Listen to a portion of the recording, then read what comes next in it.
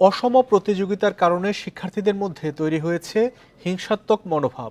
সিরাজগঞ্জের শাহজাদপুরে ব্যক্তি উদ্যোগে গড়ে ওঠা শিক্ষা প্রতিষ্ঠানগুলো নিজেদের শ্রেষ্ঠত্ব প্রমাণে শিক্ষার্থীদের দিচ্ছে ব্যয়বহুল উপহার। তবে এসব বৈষম্যমূলক উদযাপন থেকে বিরত থাকার আহ্বান উপজেলা প্রশাসনের।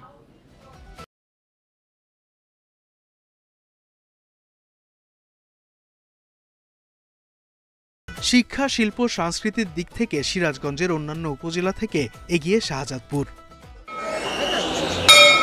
সরকারি শিক্ষা প্রতিষ্ঠানের পাশাপাশি এই উপজেলায় গড়ে উঠেছে ২০টির বেশি বেসরকারি শিক্ষা প্রতিষ্ঠান। শ্রেষ্ঠত্ব প্রমাণে শিক্ষা প্রতিষ্ঠানগুলোতে এক ধরনের প্রতিযোগিতা থাকলেও রংধনু মডেল স্কুল ও সপ্তবর্ণ মডেল স্কুলের প্রতিযোগিতা চোখে পড়ার মতো। এই দুই প্রতিষ্ঠানের শিক্ষার্থীরা ভালো ফলাফল করলে হেলিকপ্টারে ঘোরানো, দামি ল্যাপটপ উপহার দেওয়া সহ নানা কার্যক্রম উদযাপন করা হচ্ছে। এতে প্রতিষ্ঠানের শিক্ষক সহ শিক্ষার্থীদের মধ্যে তৈরি হয়েছে হিংসাত্মক মনোভাব। এমন পরিবেশের প্রভাব পড়েছে অভিভাবকদের মধ্যেও। এই বৈষম্যমূলক প্রতিযোগিতাকে স্বাভাবিক হিসেবে দেখছে শিক্ষক, শিক্ষার্থী ও অভিভাবকরা।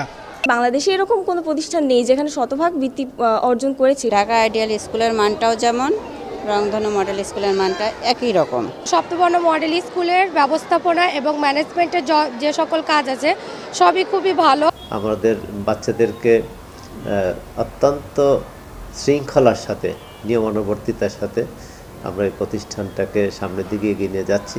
ব্যতিক্রমভাবে আমরা শিক্ষা ব্যবস্থাটাকে একটু এগিয়ে নিয়ে যেতে যাচ্ছি, যাতে সারা বাংলাদেশে রোল মডেল হয়, আমাদের দেখে যেন অনেকে শিখতে পারে। প্রতিযোগিতার মাধ্যমে শিক্ষার্থীরা ভালো ফলাফল করলেও সামাজিক দায়বদ্ধতার জায়গায় বৈষম্যমূলক উদযাপন থেকে বিরত থাকার আহ্বান উপজেলা নির্বাহী কর্মকর্তার। অতিরিক্ত যে কোনো জিনিসই খারাপ, তবে একটা নির্দিষ্ট পর্যায়ে যেটুকু করলে ছাত্ররা অনুপ্রাণিত হবে, আমি মনে করি এসব প্রতিষ্ঠান থেকে সেটুকুই করা উচিত। যেগুলো দৃষ্টিকটু হয় এরকম কোনো উদযাপন আমার মনে হয় না করা উচিত হবে। ২০০১ সালে প্রতিষ্ঠা করা হয় রংধনু মডেল স্কুল। পরে ২০০৯ সালে এই প্রতিষ্ঠানের ৮ শিক্ষক পদত্যাগ করে প্রতিষ্ঠা করেন Saptaborno model school. Independent news.